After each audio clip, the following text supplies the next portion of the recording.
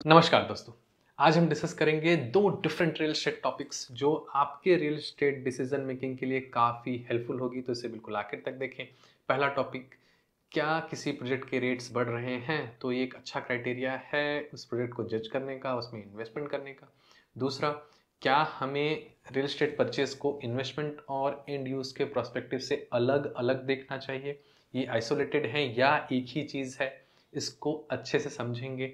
आजकल के जो नासमझ रियल एस्टेट ब्रोकर्स हैं, ये आपको बहलाने फुसलाने में ज़्यादा विश्वास रखते हैं। इनफैक्ट ऐसे भी लोग हैं जो ये कह करके भी बहलाने की कोशिश करते हैं।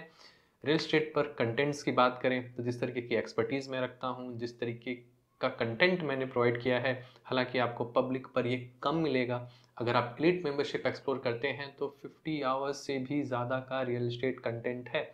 इसे पढ़ने के बाद, सुनने के बाद, इस पे नोट्स बनाने के बाद आप रियल एस्टेट में कभी भी गलत नहीं हो सकते। किसी भी तरीके का कोई भी कंसल्टेंट आपको मिसगाइड नहीं कर सकता। अब अपने पहले पॉइंट पर आते हैं। हालांकि पिछले 2 से 3 सालों में रियल एस्टेट ने बहुत अच्छा रिटर्न दिया है। पिछला 1 साल हटा करके उससे 3 साल पहले देखें तो रिटर्न्स और भी बेहतरीन नज़र आते हैं। वी कैन से दैट कि हर एक Tom Dick and Harry project ने एटलीस्ट 15% का CAGR बेसिस पर रिटर्न तो दिया ही है। तो क्या इसका मतलब ये है कि आगे आने वाले टाइम में इसी तरीके के रिटर्न्स होंगे? हमने म्यूचुअल फंड्स में ज़रूर सुना है, टर्म्स एंड कंडीशंस में ऐसा नहीं है। हालांकि ये प्रोजेक्ट्स जो अच्छे रिटर्न्स दिए भी हैं, ज़रूरी नहीं हो कि वो अच्छे प्रोजेक्ट्स हों। इसको एक उदाहरण के तौर पर समझते हैं। जैसे कुसुमी फेज़ 1 जब इसका लॉन्च हुआ था 12,000 रुपये पर स्क्वायर फीट के आसपास पे, मैंने इसे डिसअप्रूव किया था। पब्लिक वीडियो अवेलेबल है आज भी उस डिसअप्रूवल की। उसका रीज़न था, आज के डेट में रेट आपके 18,000 19,000 टच करते हैं। तो क्या मैं वहाँ पर गलत था? जी नहीं। अगर आप मेरा ट्रैक रिकॉर्ड निकालना चाहते हैं, जब मैंने कुसुमी को मना किया उसके पीछे के रीजंस दिए, वो आज भी वैलिड हैं। जिस तरीके से जापानीज लाइफस्टाइल हम पर थोपी जाती है, I am against it. I am not found of Japanese way of living. उनकी अलग समस्याएं हैं। इंडिया में अगर कोई स्ट्रक्चर बन रहा है तो वहाँ पर इंडियंस रहने वाले हैं, तो वो इंडियंस के हिसाब से बनाया जाना चाहिए, ना कि जापानीज के हिसाब से बनाया जाना चाहिए। इंडियंस फैमिली की प्रेफरेंसेस अलग होती हैं। उन्हें कॉम्पैक्ट घर नहीं चाहिए होंगे 3 4 5 करोड़ के जिनके पास बजट है। जिस तरीके से वो चीज़ प्लान हुई, I preferred not to recommend that project. हालांकि रिटर्न्स आज भी वहाँ पर देखें तो 16 से 17% पर हैं। बट अगर आप मेरा ट्रैक रिकॉर्ड देखें तो उस समय मैंने क्रिसुमी को मना किया, आशियाना आमरा को रिकमेंड किया, सिग्नेचर ग्लोबल का सेक्टर 93 में प्रोजेक्ट है उसे रिकमेंड किया, सुबह को रिकमेंड किया। ऐसे काफ़ी सारे रिकमेंडेशंस मैंने दिए। आज अगर उनको CAGR बेसिस पर कैलकुलेट करने चले तो मोस्ट ऑफ द केसेस में 30% से ज़्यादा के रिटर्न्स मिलते हैं। तो प्रोजेक्ट्स में अगर बेसिक्स ठीक हैं तो लॉन्ग टर्म में जब ये एंड यूज़ के लिए लोग रहने आएंगे तो वहाँ पर आपको रिटर्न्स ज़्यादा मिलेंगे।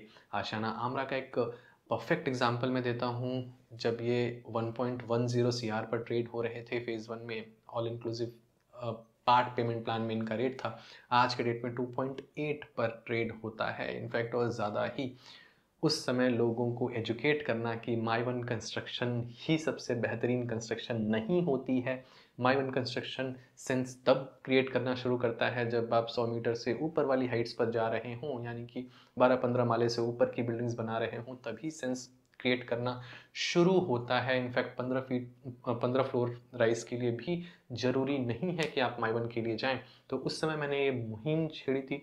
जिन्होंने भी उसे एक्सेप्ट किया वो आज अच्छे रिटर्न्स पर बैठे हुए हैं। हालांकि वो समय ऐसा था कि स्टील+4 की कंस्ट्रक्शंस भी बिल्डर माई वन के लिए कर रहे थे, राइट। माई वन ऐसा कुछ हो गया था। इनफैक्ट ये अच्छा अप्रोच नहीं है कि आप छोटी बिल्डिंग्स को, छोटे छोटे फ्लोर राइज बिल्डिंग्स को आप माई वन से कंस्ट्रक्ट करें। फाइनेंशियली भी बहुत ज़्यादा वाइबल नहीं लगता है। बट उस समय बिल्डर्स ने ऐसा चूज़ किया। इसकी कुछ खामियां भी होती हैं, बट अगेन हम माई वन कंस्ट्रक्शन की डिटेल में नहीं जाएंगे। वो वीडियो आज भी लाइव है, आप उसे आज भी देख सकते हैं। बहुत ही इंफॉर्मेटिव वीडियो है। एक मास्टर प्लान क्या होता है, यूनिट लेआउट्स को जज कैसे करते हैं, फ्लोर प्लान को कैसे जज करते हैं, इनफैक्ट पूरे के पूरे प्रोजेक्ट को कैसे जज करते हैं, इसके ऑन एंड अराउंड मेरे पास 50+ आवर्स का कंटेंट है। जैसा कि मैंने शुरू में बताया, अगर आप उस कंटेंट को वॉच करना चाहते हैं, अपनी एक्सपर्टीज़ बढ़ाना चाहते हैं रियल एस्टेट इन्वेस्टमेंट से रिलेटेड, तो आपको एलीट मेंबरशिप एक्सप्लोर करनी चाहिए। नेक्स्ट, कई बारी रियल एस्टेट ब्रोकर्स और एक्सपर्ट्स आपको किसी प्रोजेक्ट को इन्वेस्टमेंट से की तरफ पिच करते हैं, किसी दूसरे प्रोजेक्ट को एंड यूज़ के लिए पिच करते हैं, पर क्या ये दोनों आइसोलेशन में एग्जिस्ट करती हैं? आपको ये सोचने की ज़रूरत है कि आप जिस भी प्रोजेक्ट में इन्वेस्ट कर रहे हैं वहाँ पर कोई ना कोई एंड यूज़ ज़रूर करेगा। आप एंड यूज़ नहीं करेंगे तो आप जैसा कोई एंड यूज़ करेगा। यानी कि जो प्रोजेक्ट किसी एंड यूज़र के लिए अच्छा है वही इन्वेस्टर के लिए अच्छा हो सकता है। आइसोलेशन में कभी इस तरीके की बात नहीं हो सकती कि कोई प्रोजेक्ट सिर्फ और सिर्फ इन्वेस्टमेंट के लिए अच्छा हो और एंड यूज़ के लिए अच्छा हो ही ना। ये सारे गिमिक हैं जो आपको किसी चीप प्रोडक्ट को बेचने के लिए दिखाए जाते हैं, ऐसी स्टोरी सुनाई जाती है, पर आपको एक्चुअल वैल्यू उस प्रोजेक्ट से निकालनी होती है, देखनी होती है कि अगर ये मार्केट रेट उस एरिया के एवरेज मार्केट रेट से सस्ती है तो क्यों सस्ती है, क्या यहाँ पर जिस तरीके का एंड यूज़र के लिए प्रोडक्ट टारगेटेड है वो इसे प्रेफर करेगा या उसे अपग्रेड करना पसंद होगा।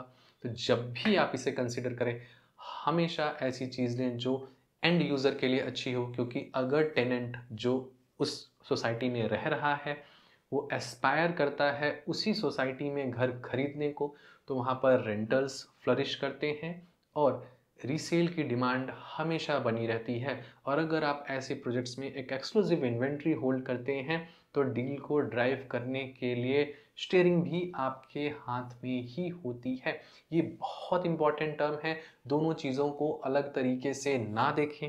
हो सकता है कि आज के डेट में कोई प्रोडक्ट आपको महंगा लग रहा हो, बट जब वो सोसाइटी बन करके आती है तो समझ में आता है कि ये चीज़ महंगी क्यों थी।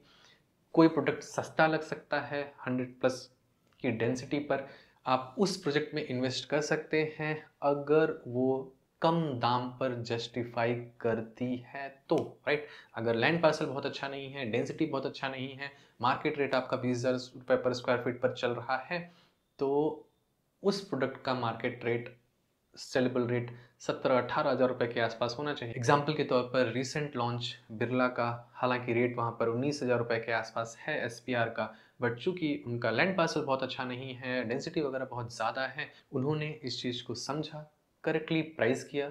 यही वजह होगी कि ये प्रोडक्ट अच्छा निकल करके आएगा। एसपीआर की वो लोकेशन सारे commercial spaces and office spaces से वॉकेबल है, बहुत बेहतरीन लोकेशन है।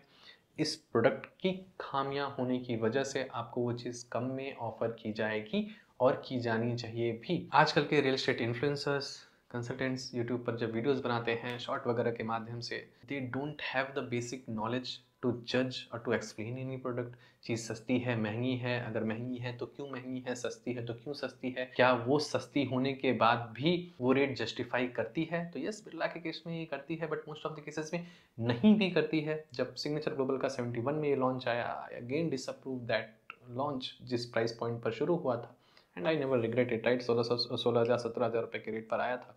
तो इस तरीके के प्रोजेक्ट को प्रॉपरली एनालाइज करने के लिए, आपको अच्छे से एक्सप्लेन करने के लिए एफर्ट जाता है, टाइम जाता है। आप मार्केट को सिर्फ पैसा बनाने के लिए नहीं, आप एनालिटिकल माइंडसेट से देखना शुरू करते हो। गुड़गांव मार्केट से अपने आप को डिटैच होकर के भी जब आप एनालाइज करते हो, फिर आपको समझ में आता है कि ये प्रोजेक्ट में क्या अच्छा क्या खराब है, किस समय पर किस रेट पर लॉन्च किया जा रहा है और दूसरे प्रोजेक्ट की क्या हाल समाचार हैं, राइट। आजकल मैं इस तरीके के एनालिटिकल वीडियोस यूट्यूब पर कम पोस्ट करता हूँ, प्रेफर करता हूँ कि मैं कम्युनिटी क्लोज्ड स्पेसेस में बात करूँ। तो अगर आप इसका हिस्सा बनना चाहते हैं तो again you will have to go to the lead membership page. Interactive way में हम वहाँ पर बात कर सकते हैं। It's better to speak more openly in a close community rather than talking closely in an open community. I hope you understand it. किसी भी चीज़ को समझाने के लिए एक शॉर्ट के माध्यम से, विजुअल्स के माध्यम से नहीं, बल्कि आपको इंटरेक्टिव वे में समझाना होगा, तभी बहलाने और फुसलाने से बचाया जा सकता है। ये जो 50+ आवर्स का कंटेंट एलीट मेंबर्स के लिए अवेलेबल है, मैं इसे प्राउडली तो ज़रूर कह रहा हूँ, बट मैं ये नहीं चाहता कि जो न्यू ज्वाइनर्स हैं उन्हें पुराने वीडियोस का एक्सेस मिले, क्योंकि उन्होंने उन वीडियोस के लिए तो पे नहीं किया है। But for the time being मैं उसे रखता हूँ अपनी लीगेसी मेंटेन करने के लिए, कि मैंने आज से 3 साल पहले किस प्रोजेक्ट को रिकमेंड किया था, आज वो कैसा कर रहे हैं। आप मुझे इस एनालिसिस के लिए जज करें, ना कि ऐसा प्रोजेक्ट जिसको मैंने नहीं रिकमेंड किया था फिर भी वो अच्छा कर रहे हों, राइट? हमारा इंडियन माइंडसेट ही ऐसा है कि हम रिजल्ट पर बहुत ज़्यादा फोकस करते हैं, प्रोसेस पर कम। तो मेरी एनालिसिस प्रोसेस ओरिएंटेड ज़्यादा है। प्रोसेस ओरिएंटेड होने में ऐसा हो सकता है कि शॉर्ट टर्म में आपको रिटर्न्स लैगी लगे, बट लॉन्ग टर्म में ये इतने फ्रूटफुल होंगे कि जो रिजल्ट ओरिएंटेड अप्रोच है उसको 100% बीट करने वाले हैं। और इस तरीके की इन्वेस्टमेंट्स आपको पीसफुल एक्सपीरियंस भी देती हैं। जैसे कि आजकल मैं टीओडी को बहुत ज़्यादा प्रमोट कर रहा हूँ। जिनको नहीं पता है, कटकड़ुमा का टीओडी डेवलपमेंट लॉन्च हुआ है ईस्ट दिल्ली हब के नाम से। डीडीए उसे बिल्ड करके फेज़ 1 बेच रहा है। उसके लिए मैं एक्सट्रीमली पॉजिटिव हूँ। अगर आपके पास 2-2.5 करोड़ के आसपास का बजट है तो वहाँ पर आपको आज के डेट में इन्वेस्ट करना चाहिए। अगर आपके पास 3-3.5 4 करोड़ का बजट है तो again Gurgaon is a better option, right? तो डिपेंडिंग ऑन कि आप किस तरीके के इन्वेस्टमेंट को देख रहे हैं, अंडर कंस्ट्रक्शन के रिस्क को कितना समझते हैं, पैसा एक साथ देना चाहते हैं या over the period of 5 to 7 years देना चाहते हैं, ये सारी चीज़ें एग्जिस्ट करती हैं। मार्केट के हर एक सिनेरियो में एग्जिस्ट करती हैं। मैं आपको कई बार हम्बल साउंड हो सकता हूँ या आपको ऐसा लग सकता है कि मेरे हम्बल होने की वजह से मैं लेस कॉन्फिडेंट साउंड करूँ, बट मैं इतना अंतर्मुग्ध भी नहीं हो सकता कि मैं अपने आप को आकर के number 1 real estate clarity giver का टैग देना शुरू करूँ। अगर मैं नंबर 1 हूँ तो मैं अपनी एनालिसिस के साथ लोगों को खुद प्रूव कर दूंगा। तो इस तरीके की चीज़ें मैं नहीं करता। मेरा बिहेवियर हम्बल और एनालिटिकल ज़्यादा है। गलतियाँ सबको करने का अधिकार है। I have also right to go wrong, right? तो हाँ, कर सकता हूँ। ऐसा नहीं है कि मैं बिल्कुल 100% पास्ट में सही रहा हूँ। I regret not recommending white lands S pen, right? But इसका मतलब ये नहीं है कि आज के डेट में जो वाइट लैंड की डेवलपमेंट है, द्वारका एक्सप्रेस वे पर, उसको मैं रिकमेंड कर रहा हूँ, राइट? तो हाँ, मैं भी पीरियडिकली अपने डिसीजंस को एनालाइज करता हूँ। मैंने क्या रिकमेंड किया, क्या नहीं रिकमेंड किया। तभी पिछले 3 साल से आप मेरे यूट्यूब वीडियोस को देखें, 3-3.5 साल पहले मैं किसे रिकमेंड किया, नहीं किया, आज क्या कर रही हैं।